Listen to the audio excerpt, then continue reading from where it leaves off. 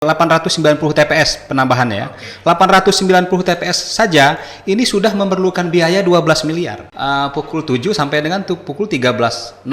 Jadi nggak boleh regulasi seperti itu. Sepanjang undang-undangnya tidak ada perubahan, maka tidak akan ada penambahan waktu. Sekarang ada tugas tambahan. Dalam melaksanakan tahapan ini KPU harus pakai protokol COVID. Nah, itu menjadi tugas kita ngawasin. Kalau dia nggak pakai masker pada saat coklit, itu sudah pelanggaran terhadap prosedur.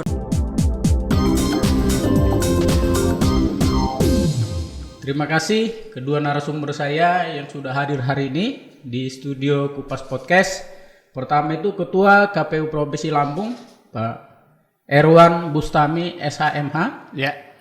Kemudian Ketua Bawaslu Provinsi Lampung, Ibu Fatikatul Koiriah SHI MH. Selamat pagi, Bang. Selamat pagi juga. Hari ini kita akan ngobrol soal masalah pilkada di masa pandemi.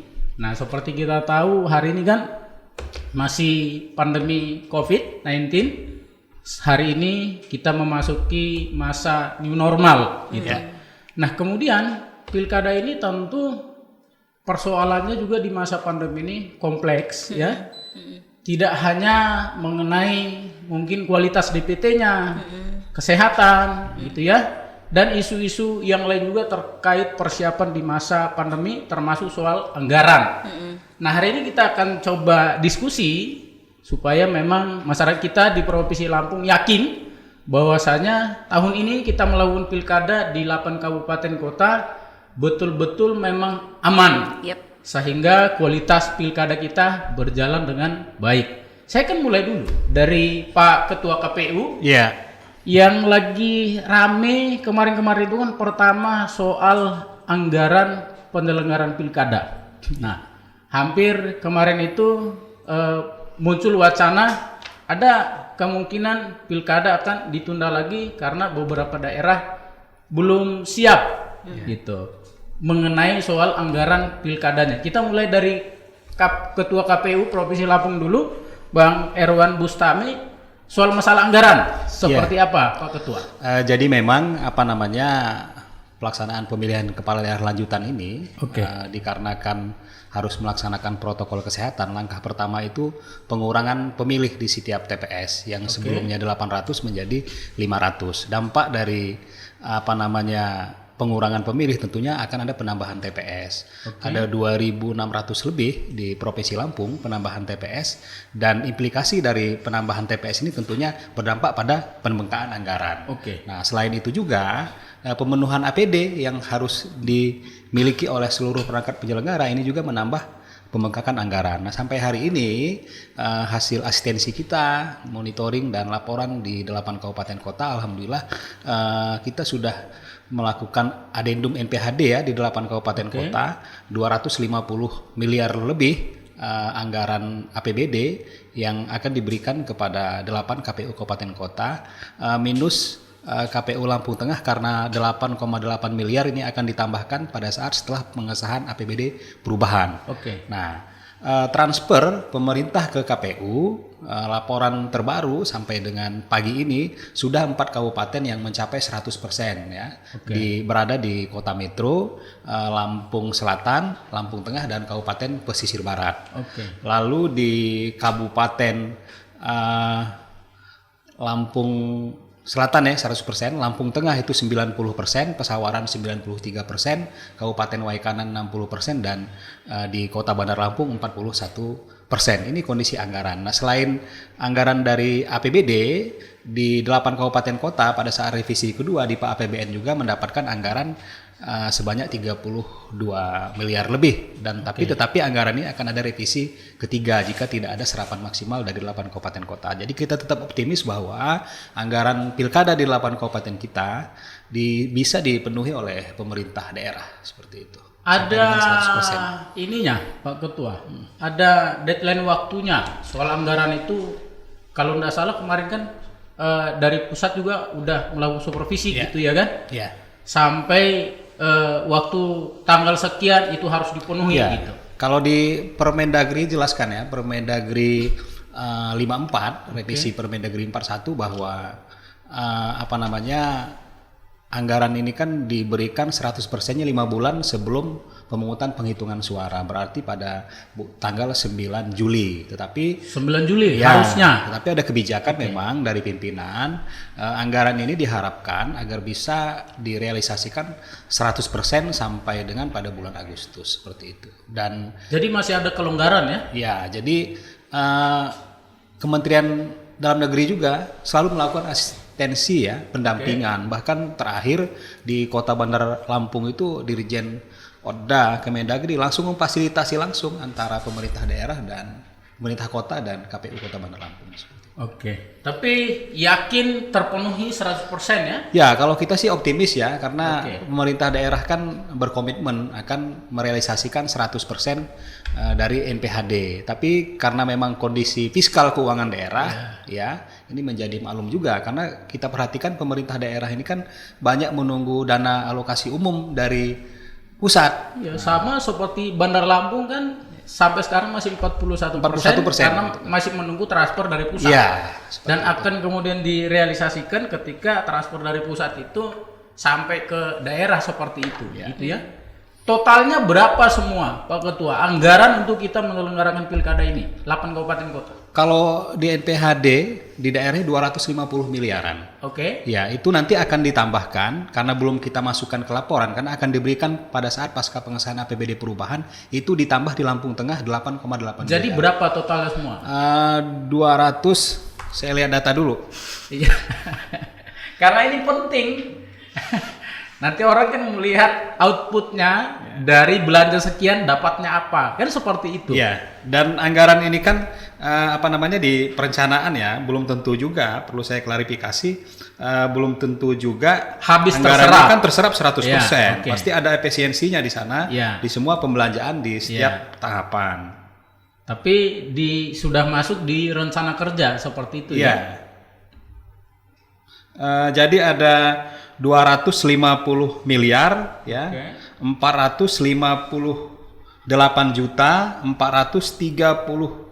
458.433.200 rupiah. Oke, jadi Nah, ini nanti akan ditambah ya setelah APBD perubahan. Ini kan laporan nih hasil koordinasi KPU Lampung Tengah dan pemerintah daerah. Oke. Di berita acara sudah ditandatangani, akan ditambah lagi di Lampung Tengah 8,8 miliar. oke. Ya. Berarti total estimasi perencanaan untuk kegiatan kita pilkada 8 kabupaten kota bisa menyerap anggaran berapa? Kebutuhannya berapa? Ini kalau ini kebutuhan di perencanaan ya, Iya. 250 miliar ini ditambah 8,8 seperti itu. Itu udah termasuk Bawaslu, Ibu Ketua? Belum. Belum. Berarti Bawaslu Beda. sendiri lagi gitu ya? Beda. Oke, nah ini sekarang ke Bawaslu. Jangan tanya dulu totalnya berapa ya, saya lupa. Kita hitung-hitungan dulu. Kita bahas anggaran dulu gitu. Supaya nanti kita bisa hitung. Ketika Iya. kita seumpama ngeluarin duit nih sekian, saya belanja nih sekian gitu kan. Terus saya dapat apa? Kan gitu kan? Karena ini kan uangnya masyarakat Lampung semua. Karena kita berharap setiap pilkada itu memberikan sesuatu hasil yang maksimal, ya, memberikan kepuasan bagi masyarakat di daerah setempat, seperti itu kan? Karena kita mencari pemimpin yang terbaik, kan Iya, seperti itu. betul. Nah, kembali soal anggaran tadi, Bu Ketua. Kalau Bawaslu, berapa kebutuhan yang diajukan dan berapa yang sampai sekarang sudah diakomodir oleh pemerintah? Iya, saya kalau berapa yang diajukan terus terang sudah lupa angkanya ya, Oke. karena itu kan kita mulai dari awal dulu ya, awal tahapan sebelum COVID gitu kan. Iya. Tapi kalau sekarang sih dari 8 kabupaten kota kita sudah 5 kabupaten yang 100%. Oke, Tersisa di Kota Bandar Lampung itu baru 37%. oke, Kemudian di Waikanan ini kita sudah punya jadwal pencairannya per tanggal berapa gitu untuk Oke. sisa yang belum ditransfer. Kemudian pesisir barat. oke. Nah, sisanya kita sudah 100% dan dari kebutuhan yang kita ajukan gitu memang tidak semuanya bisa diakomodir. Misalnya Lampung Timur. Dari yang di NPHD kan yang disepakati di dalam NPHD itu Lampung Timur itu memang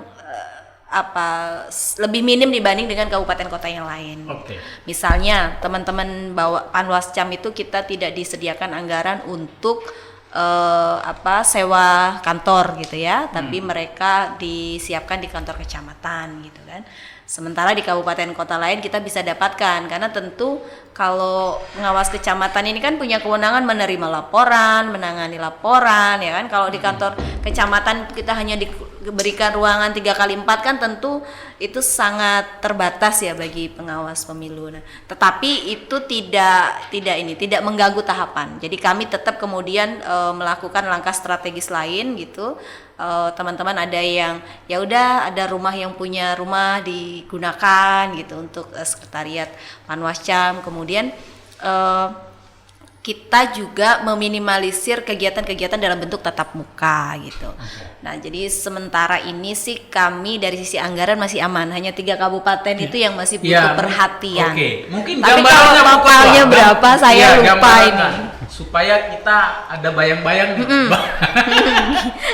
Gimana? Iya, bayang-bayang soal anggarannya kira-kira berapa. Karena nanti akan coba kita hitung KPU dengan Bawaslu belanjanya berapa gitu kan. Jadi untuk Lampung Tengah itu kurang lebih 20 miliar, kemudian Bandar Lampung juga 20 miliar, kemudian globalnya 8 kabupaten. Nah, ini dia saya lagi menunggu ini. Saya lagi tanya berapa total NPHD kita gitu kan. Saya lupa ini. Nah, mungkin sambil menunggu Bu Ketua. Oke, siap. Tanya dulu. Prajurit Ibu Ketua ini pasukannya di 8 kabupaten kota itu ada berapa? Kita itu ada berapa ya Mas totalnya? 3 di tingkat kecamatan, kemudian 1 di tingkat kelurahan dari 8 kabupaten yang sekarang melaksanakan pilkada. Jadi di setiap kecamatan kita ada 3, kemudian di setiap kelurahan dan desa kita ada 1. Terus terang ini tidak sebanding dengan pasukannya Mas Erwan misalnya, karena tentu penyelenggara teknis lebih banyak karena tidak kan konsep pengawasan juga bukan kemudian 1 berbanding 1 begitu kan. Nah, ada strategi lain yang kita gunakan kalaupun kemudian tahapan itu tidak bisa kita awasi secara melekat. Misalnya sekarang kan tahapan coklit. PPDP itu kan jumlahnya berbasis TPS, tetapi pengawas kita itu kan berbasis desa kelurahan. Sementara dalam satu desa itu kan ada 16 TPS, ada 20 TPS. Jadi tidak mungkin pengawas kita bisa mengawasi satu persatu secara melekat setiap harinya. Maka kemudian strategi yang kita lakukan adalah PKD kita yang punya TPS misalkan 15 begitu, setiap harinya berganti nih yang diawasi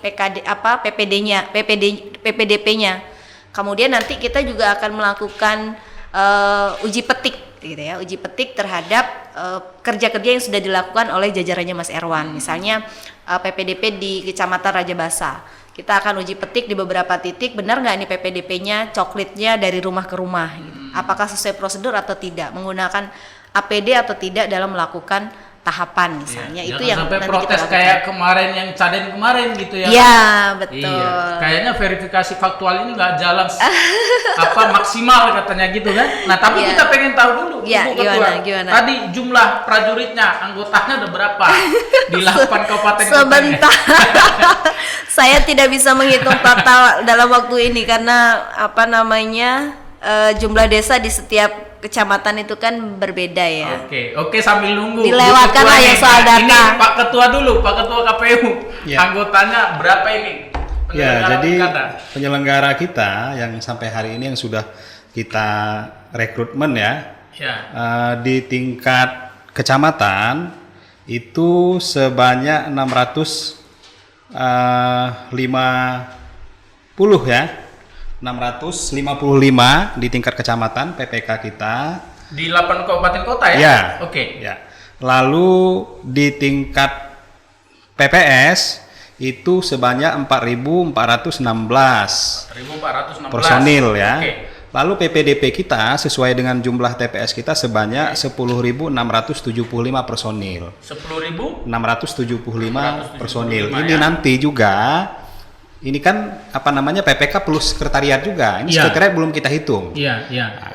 Sekretariat PPS juga belum kita hitung. Sekretariat PPS kan 3 orang juga setiap desa. Jadi dia 4.416 dikali 2. Udah ketemu. Lalu di kita tingkat selesaikan Pak Ketua dulu. PPK 655 ditambah setiap kecamatan 3 orang. Nah, ke depan PPK itu kan 655 personil kita. 455. Ya. Lalu Di tingkat desa tadi yang saya sampaikan 4.416 personil, nah, plus sekretariat. PPDP itu setiap TPS satu orang jadi 10.675. Ini personil kita yang ada saat ini. Ke depan akan ada rekrutmen lagi, ya kan? Jadi 10.675 dikali 7 orang KPPS ditambah 2 orang pengaman TPS. Jadi ada 96.000 lebih nanti akan direkrut. 96.000 ya? Ya, 96.000 lebih ya KPPS yang akan direkrut. Kenapa Pak Ketua tadi saya tanya masalah jumlah ini? Karena ini kan berkaitan dengan belanja operasional. Oh ya, jadi gitu perlu, ya kan? perlu saya sampaikan juga postur anggaran di KPU itu cukup efisiensi ya. Karena 80% anggaran itu kebutuhan badan ad hoc dari biaya honorium ya, personil penyelenggara badan ad hoc PPK, PPS dan sekretariat PPDP dan KPPS ini sampai dengan biaya operasionalnya ya di tingkat kecamatan, desa, PPDP, lalu di tingkat TPS. Nanti ada biaya pembuatan TPS. Jadi hampir 80% itu biaya ini untuk badan ad hoc dan pengadaan logistik. Jadi seandainya satu kabupaten ini biayanya 10 juta kita hitung, maka biaya yang dikelola untuk kegiatan BIMTEK, monitoring dan lain sebagainya hanya 2 juta saja kalau dia dianalogikan 10 juta. Jadi seperti itu postur anggaran besar karena pasukannya besar juga. Nah itu Pak Ketua, supaya memang orang juga paham, masyarakat kita ini paham gitu kan. Artinya anggarannya sekian, size-nya besar, gitu ya kan. Nah tapi kan nggak banyak juga yang tahu kalau pasukannya besar, belanja operasionalnya besar. Saya kasih contoh aja satu kabupaten misalnya, Kabupaten Lampung Tengah itu karena pemilihnya dikurangi ya dari 800 menjadi 500 setiap TPS, ada penambahan 890 TPS. 890 TPS penambahannya ya. 890 TPS saja ini sudah memerlukan biaya 12 miliar.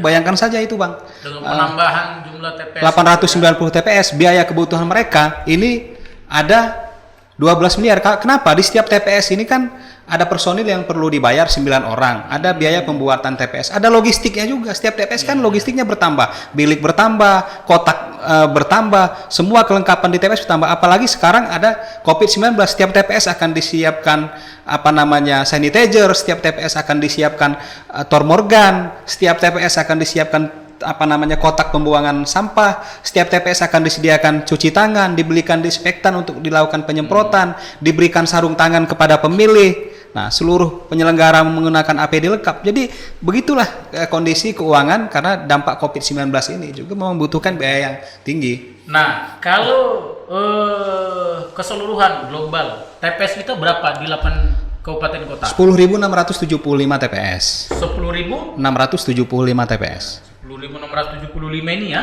Iya. Ya, lumayan banyak juga ya Pak Ketua ya.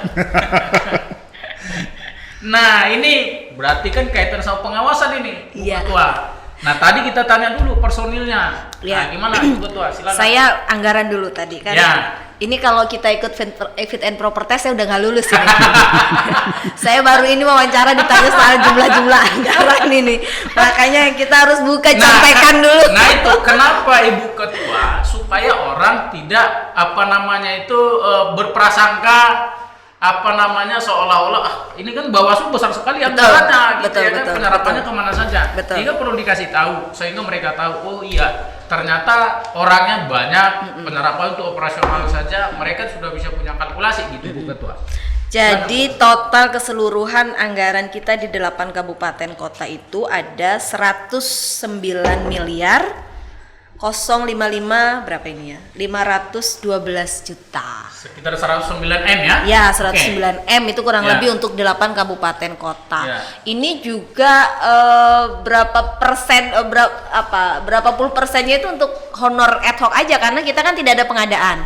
Jadi Bawaslu itu anggarannya hanya untuk honor penyelenggara, kemudian kegiatan-kegiatan BIMTEK yang tidak terlalu banyak juga begitu. Jadi lebih pada operasional penyelenggara saja sama kegiatan-kegiatan BIMTEK. Kemudian kalau untuk jumlah pengawas pemilu kita ada 390 pengawas kecamatan. 390. Iya, pengawas kecamatan. Kemudian 1472 pengawas desa dan kelurahan. Oke. Kemudian untuk TPS nantinya, kalau sekarang kan baru sampai tingkat desa kita belum punya pengawas TPS. Pengawas TPS baru kita akan bentuk 1 bulan sebelum tahapan pencoblosan. Jadi ada 10.000 berapa Mas? Kalau kita 96.000 Bukan lebih. yang apa TPS 10.675 pengawas TPS nantinya. Jadi itu total keseluruhan penyelenggara ad hoc kita. Iya. Itu tadi yang dibilang Pak Ketua KPU, belum lagi nanti para relawan untuk melipat surat suara seperti Oh iya, itu nanti pasti pada saat pelipatan surat suara ya, pelipatan sortir ya dan packing itu akan rekrutmen tenaga juga ya, yang pasti diseleksi ketat di kabupaten kota. Ya ini perlu pembiayaan juga. Iya. Nah, kemudian kalau tidak salah semenjak tahapan kemarin dilanjut lagi, kemarinnya sempat pending gara-gara COVID. Tahapan lanjut lagi tanggal 16 Juni ya? 15 Juni. Saya ternyata salah hari. Meleset sedikit lah. Nah, ini kan sudah mulai yang katanya coklit tadi gitu ya. Artinya persoalan DPT. Tahapannya sudah sampai di mana, Pak Ketua? Ya, soal jadi DPT. Coklit pemilih ya di 10.675 ini dari tanggal 15 Juli yang lalu ya, pertama dilakukan klik serentak. Yang kita harapkan sebenarnya masyarakat ini melakukan klik dirinya sudah terdata atau belum sebagai pemilih di www.lindungi hak pilihmu ya. Nah, lalu dilakukan coklit door to door dari rumah ke rumah sampai dengan tanggal 13 Agustus yang akan datang. Nah, pemilih kita di AKWK ya, pemilih yang terdata di model AKWK di Provinsi Lampung ini sebanyak 4.481.153 potensi pemilih. 4.481.153 potensi pemilih. Jadi memang cukup banyak. Ini dilakukan coklit. Potensi ya di 8 kabupaten kota. Ya. Nah, dilakukan coklit oleh petugas PPDP. Kita setiap minggu ada laporan ya per harian ya. Data terakhir 1 minggu coklit pertama dari 4.481.153 potensi pemilih ini sudah mencapai 25% pemilih yang sudah dilakukan coklit oleh petugas PPDP di lapangan. Ini kan kita pilkada direncanakan tanggal 9 Desember. Ya. Tadi Pak Ketua menyampaikan coklit ini sampai Agustus ya? Ya, sampai Agustus tanggal 13 coklit. Jadi setelah dilakukan coklit, nanti akan ada rekapitulasi hasil coklit di tingkat PPS ya. Nah, nanti kan akan dikoordinasikan dengan pengawas lapangan atau pengawas desa ya. Jika ada masukan, saran bukti-bukti otentik yang disampaikan pengawas desa atau masyarakat secara umum, maka data pemilihnya akan dimasukkan pada saat rekapitulasi.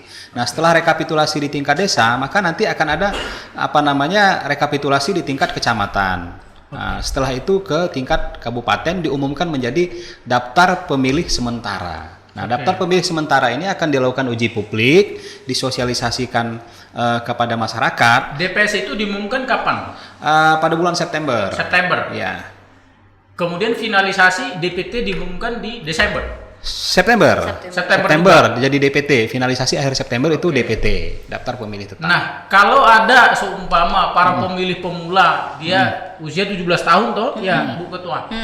Kalau mereka 17 tahun di awal Desember gitu, di bawah antara tanggal 1 di bawah tanggal 9 seperti itu. Kemudian apakah seperti sebelumnya mereka walaupun tidak terdaftar di DPT, kemudian mereka boleh menggunakan hak pilih mereka dengan hanya menunjukkan mungkin kartu tanda penduduk atau surat keterangan seperti itu, atau seperti apa? Ya, jadi pada saat coklitkan petugas PPDP itu meminta KTP plus KK Oke. dari kepala keluarga. Nanti kan di setiap KK akan dilihat di formulir AKWK itu kan nama calon pemilih dengan elemen datanya lengkap, nama, tempat tanggal lahir, nomor KK ya.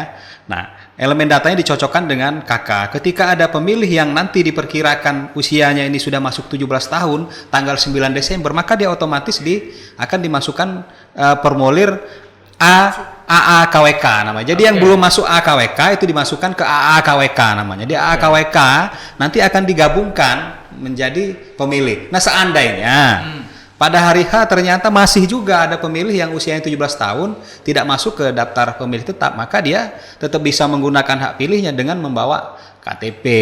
Tapi nanti menggunakan hak suaranya di atas pukul 12.00. Tapi Jadi harus tetap boleh gitu tetap ya. tetap boleh ke TPS. Nah, yang ini tadi Pak Ketua mungkin perlu diperjelas juga. Biasanya kan namanya kegiatan pilkada ini kan diatur lagi dalam PKPU, peraturan KPU, gitu ya. PKPU-nya mungkin yang baru ini kan belum, masih lagi proses ya Pak Ketua. Ya, jadi kita yang terbaru ya pasca pandemi COVID-19, pertama ada peraturan KPU nomor 5 tahun 2020 tentang revisi tahapan program dan jadwal. Lalu yang kedua ada peraturan KPU nomor 6 tahun 2020 tentang pemilihan kepala daerah di masa pandemi COVID-19. Jadi semua proses tahapan pemilihan dari pelantikan petugas badan ad hoc sampai dengan pada saat pemutakhiran data pemilih, pada saat masa pencalonan, masa kampanye, pemungutan penghitungan suara, di sana diatur ditambahkan dengan protokol kesehatan. Tetapi semua teknis proses penyelenggaraan tahapan, semua peraturan KPU yang lama sebelum dilakukan revisi tetap berlaku seperti itu. Tapi di PKPU 6 ini hanya menambahkan proses protokol kesehatan. Tapi banyak norma-norma baru yang harus diketahui masyarakat juga. Iya, karena begini Pak Ketua. Contoh seperti Bandar Lampung ya, pemerintah daerah sebelumnya kan mengusulkan daripada seumpama nambah TPS, kenapa enggak jamnya saja yang ditambah, gitu ya kan? Sehingga, waktu pencoblosannya. Ya, waktu pencoblosannya yang ditambah, sehingga itu lebih efektif. Tapi itu kan diatur nanti di PKPU seperti apa? Jadi memang kan di Undang-Undang Nomor 10 Tahun 2016 sudah jelas pemungutan penghitungan suara itu pukul 7 sampai dengan pukul 13.00. Jadi nggak boleh. Regulasinya seperti itu. Sepanjang undang-undangnya tidak ada perubahan, maka tidak akan ada penambahan waktu. Seperti itu. Hanya yang memungkinkan ini penjadwalan pemilih datang ke TPS itu bisa saja diatur kan di peraturan KPU nanti revisi peraturan KPU yang lama. Iya. Jadi memang karena memang aturannya ya yang memang sudah seperti itu gitu. Jadi waktunya nggak bisa dirubah sesuai dengan perundang-undang aturan regulasi yang ada gitu ya. Nah kemudian ini Bu Ketua soal DPT. Sekarang kan lagi coklit ya. Nah dari Bawaslu sendiri ya melihatnya seperti apa persoalan inventarisasi DPT hari ini? Apakah memang berjalan sebagaimana yang diharapkan gitu? Atau ada keluhan apa dari masyarakat? Ada nggak? Yang masuk laporan-laporan dari masyarakat terhadap Bawaslu soal masalah DPT. Jadi ini kan kita sudah jalan dari tanggal berapa Mas? DPT? Tanggal 15. Tanggal 15 Juli ya. Sampai dengan nanti 13 Agustus coklitnya. Nah, kendala kita ini dari sisi pengawasan ini bedanya dengan pemilu kemarin. Kita sekarang tidak dapatkan akses data AKWK itu dari KPU, akses data pemilih itu. Tentu itu menjadi persoalan tersendiri nih bagi pengawas pemilu karena kita kan tidak bisa mengawasi dengan maksimal secara utuh ya gitu karena data itu tidak dibuka. Ini juga bukan kesalahan KPU di tingkat daerah karena memang ada keputusan dari KPU RI bahwa terkait dengan AKWK itu adalah data atau informasi yang dikecualikan sehingga tidak bisa didapat gitu kan. Tapi kami tentu dari sisi pengawas kan semestinya dibuka dong aksesnya karena kan kita pengawas pemilu begitu. Kepentingan kita untuk ngawasin untuk memastikan. Gimana mau ngawasi kalau datanya yang mau diawasi nggak paham? Ya kira-kira itu ininya soalnya yang jadi kendala kita gitu. Tapi kemudian kita juga sampaikan kepada jajaran kita di tingkat lapangan, pastikan saja kita ngawasin melekat yang bisa kita awasi. Jadi aktivitas PPDP itu kita ikuti. Nah, nanti terhadap yang tidak bisa kita lakukan pengawasan secara melekat, kita lakukan uji petik.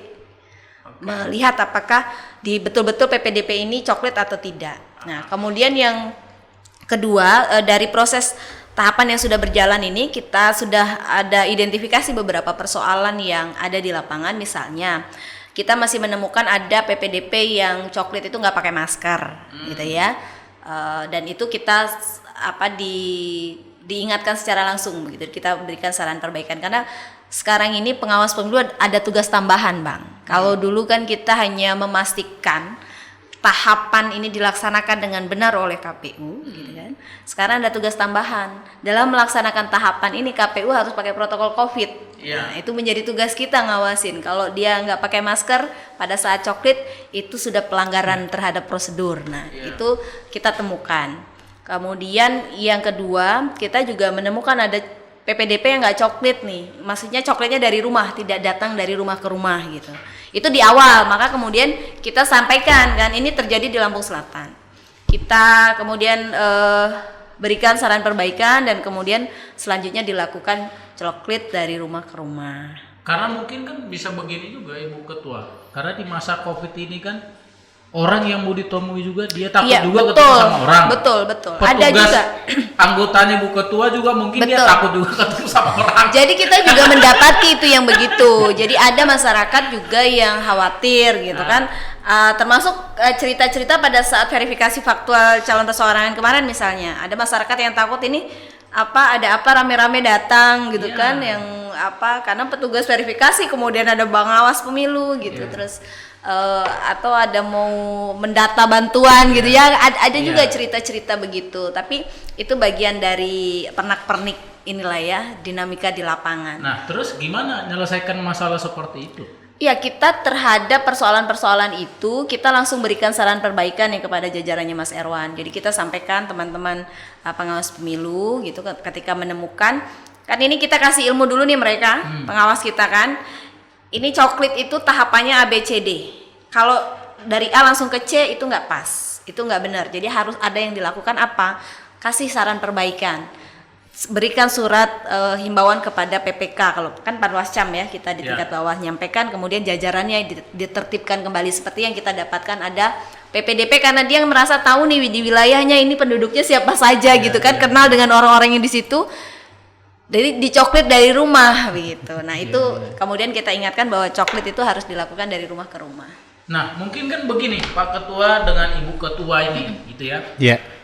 Sekarang ini karena di masa Covid ini akhirnya masing-masing lembaga ya atau hari ini semua orang menggunakan teknologi lah gitu ya kan untuk memudahkan semua kegiatan berjalan apalagi di era new normal ini gitu. Nah, seumpama dari penyelenggara pemilu ini, pilkada gitu ya kan. Di masa pandemi ini ya, bagaimana kemudian memadukan teknologi dengan kegiatan yang dilakukan sekarang sehingga memang capaian atau program kerja yang ingin dikerjakan itu bisa berjalan secara maksimal. Tapi sebelum dijawab kita break dulu, nanti kita akan lanjut itu di sesi yang kedua. Siap.